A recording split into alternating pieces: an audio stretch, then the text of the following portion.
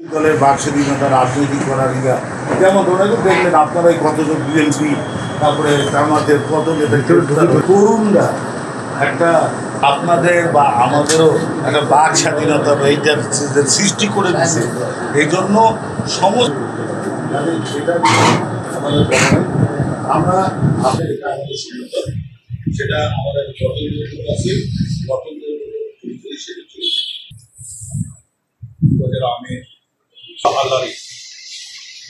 সেদিন আমরা সকাল 10টা পর্যন্ত বুঝতে পারি নাই যে হাসিনার প্রধান বৈষম্য বিরোধী আন্দোলন গিয়ে শাহাদাত বরণ করলো। আমাদের কাছে তালিকা আছে প্রায় 4000-এর রাজনৈতিক নেতৃবৃন্দ, ছাত্র রাজনৈতিক নেতৃবৃন্দ সবাই 4000-এর অধিক। প্রায় গুম হয়েছেন প্রায় 2000-এর অধিক।